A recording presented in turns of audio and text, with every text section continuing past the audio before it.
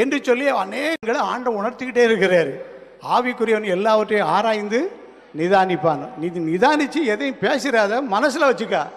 யார்ட்டையும் போய் சொல்லிவிடாத, சண்டைக்கு வந்துடுவாங்க. நீ மனசில் வச்சுக்கிட்டு எதை நிதானிக்கையோ அதை அப்படியே ஆல்டரில் போய் நீ என்ன செய், ஜெபம் பண்ணு.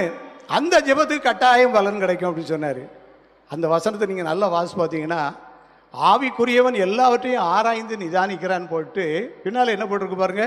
ஆனாலும் மற்ற ஒருவனாலும் அவனை ஆராய்ந்து நிதானிக்க, நீ எல்லாரையும் ஆராய்ந்து நிதானிச்சிடலாம், ஆனால் ஒன்னே யாரும் ஆராய்ந்து நிற்க முடியாது. நீ ஒரு காற்று. அல்லேலூயா.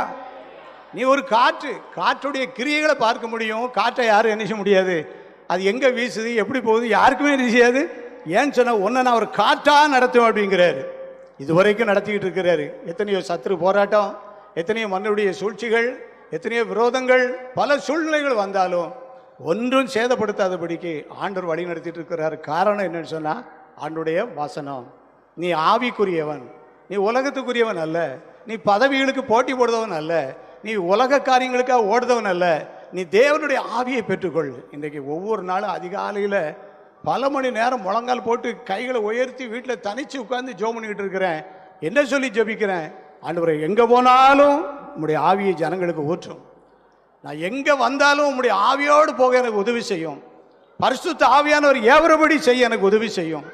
பரிசுத்த ஆவியார் நடத்துகிறபடி நடக்க எனக்கு பலன் தாரும். பலத்தினாலும் அல்ல, பராக்கிரமத்தினாலும் அல்ல, என்னுடைய தேவனுடைய ஆவியினாலேயே.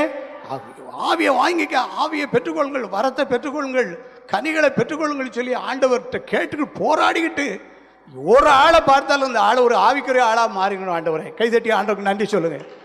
ஒரு நபரை பார்த்து பேசினாலும் அவங்ககிட்ட திருப்பி போய் பார்க்கும்போது அவங்களுடைய சிந்தனை எல்லாம் வேறுபட்டு இருக்கட்டும், அவருடைய எண்ணங்கள் எல்லாம் மாறி இருக்கட்டும், அவங்க வாழ்க்கையில் தலைகளான மாற்றங்கள் உண்டாகட்டும். ஆண்டவரே, காரணம் என்ன சந்திச்சு அன்றைக்கு என்ன நீ தொடலைன்னா இன்றைக்கு நான் இதை பற்றி பேசக்கூடிய அவசியத்தில் எனக்கு என்ன செய்யாது கிடையாது.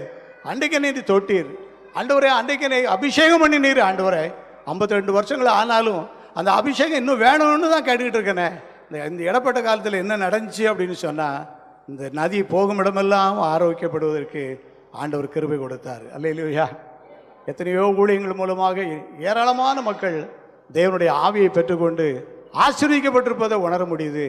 அநேக இடங்களில் போகும்போது சொல்லுவாங்க, ஆனால் அம்மநாடு மீட்டிங்கில் நாங்கள் வந்திருந்தோம், சின்ன குழந்தையாக வந்திருந்தோம், இன்றைக்கி இதெல்லாம் என் குடும்பம், நாங்கள் எல்லோரும் கர்த்தருக்கு ஊழியம் செய்கிறோம்னு சொல்லுவாங்க.